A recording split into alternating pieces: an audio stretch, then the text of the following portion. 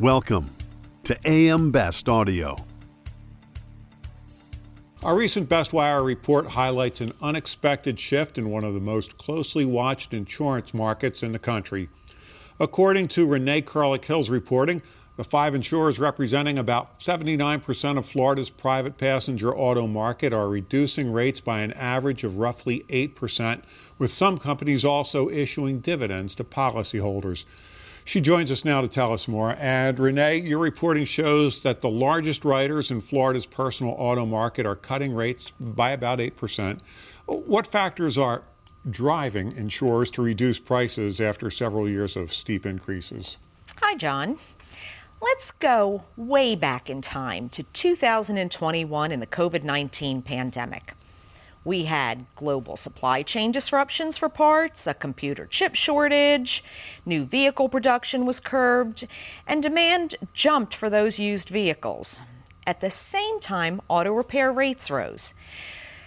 Then there was driving behavior that changed. There were a lot fewer high-frequency, low-impact collisions because so many people were commuting across the hall to a home office instead of miles and highways away to an office park. When drivers did hit the road, they went faster because there was so little traffic. High-speed accidents are worse for everyone.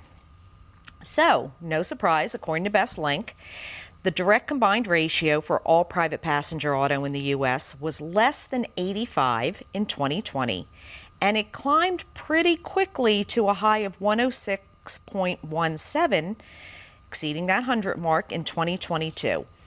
Auto insurers put the pedal to rate increases and kept it there for a few years.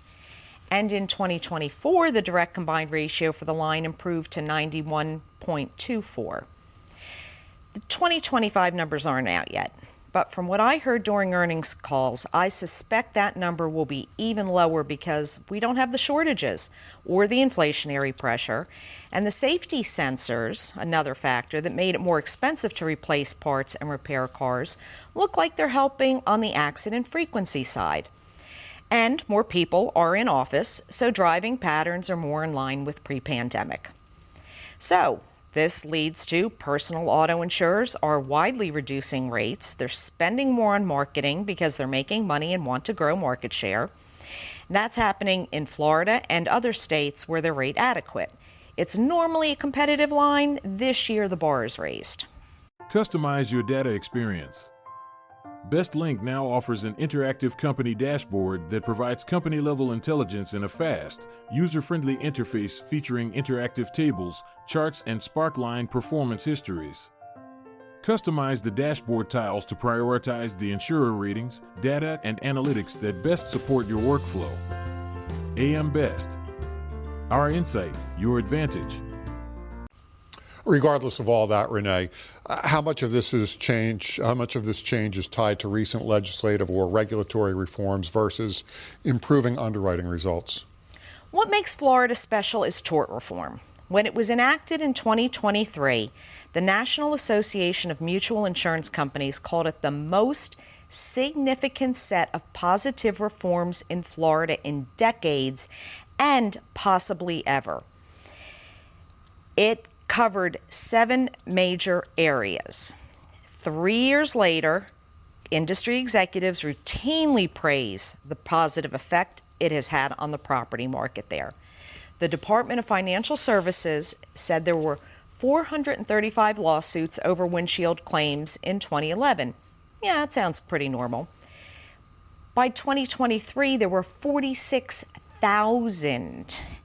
Officials said policyholders often didn't even know that a vendor was filing a suit in their name for an inflated claim. That legal abuse has gone away. As we mentioned in the introduction, some insurers are also issuing dividends to policyholders.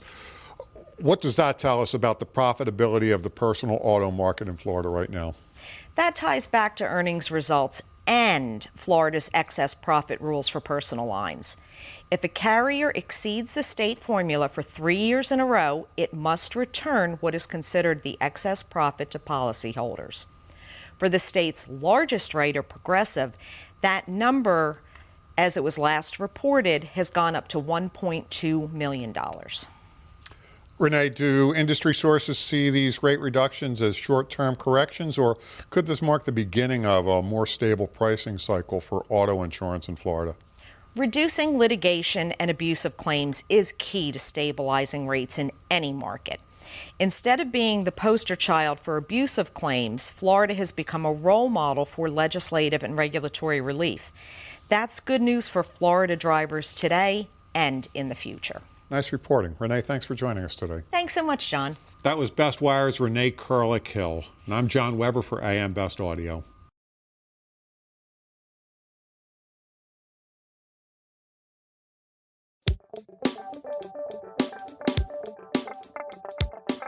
Looking to get the full attention of the insurance industry?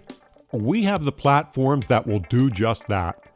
Whether it be AM Best TV, AM Best Audio, Best Review Magazine, or Best Day. Find out more by calling AM Best Advertising Sales at 908-439-2200, extension 5399, and have a great day.